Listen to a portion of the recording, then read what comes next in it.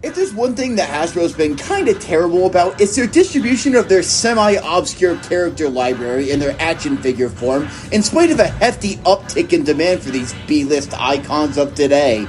They've shown repeatedly that they have absolutely zero fucking ability to read a room and find out which characters are going to be a staple of people's collection and which ones are going to sit on the shelves for the next 50 fucking years.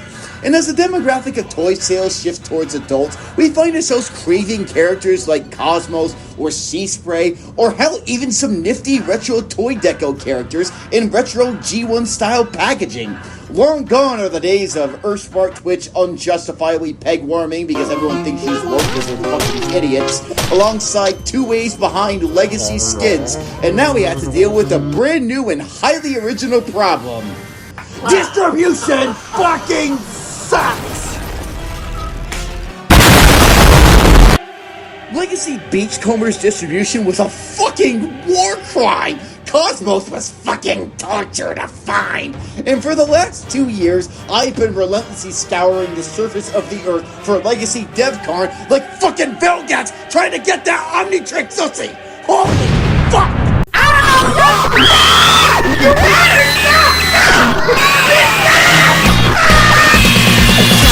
So when I went to Target this weekend and found 6 copies of this big blue idiot and literally nothing else, I puckered my butt cheeks so fucking hard I could make a celestial level black hole in the cosmos out of my ass.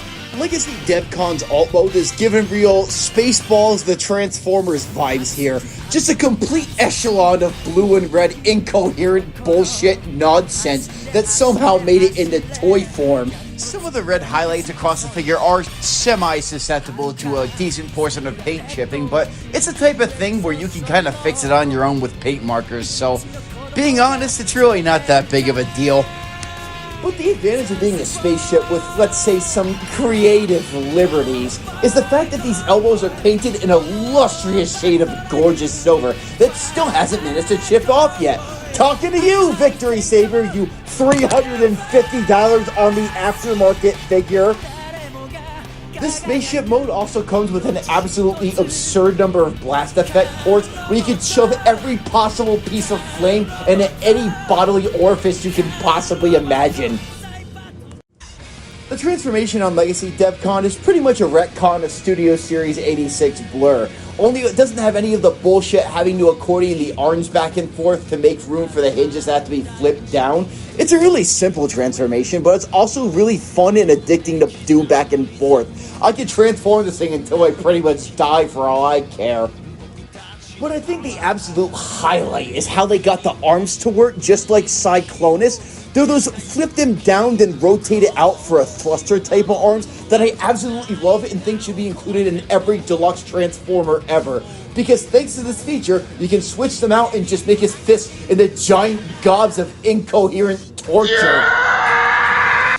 Just have him go completely fucking feral, scream like he's shooting off Tommy gums. I don't give a shit. I think the best part about this guy, aside from his awesome 1960s retro-style Superman deco, is his cheesy-ass 1950s looking space gun. My god, this thing is so friggin' cheesy, and I absolutely love it. Like, take one look at this guy's silhouette and tell me he doesn't look like a Duck Dodgers NPC. Remember Duck Dodgers? On Boomerang? Fuck, I hate being old! So Legacy Devcon's alt mode might not be the best thing since sliced bread or anything like that, but I gotta admit, his bot mode is fucking fantastic. But the fact that this guy was harder to find than fucking Exeron Emirate and Autobot Flame, two of the biggest nobody characters in the history of the fucking lore, is some absolute bullshit. If Hasbro has any understanding of their very basic business demographic, I recommend they pull their heads out of their fucking asses. My god, I am never physically hunting for a figure again.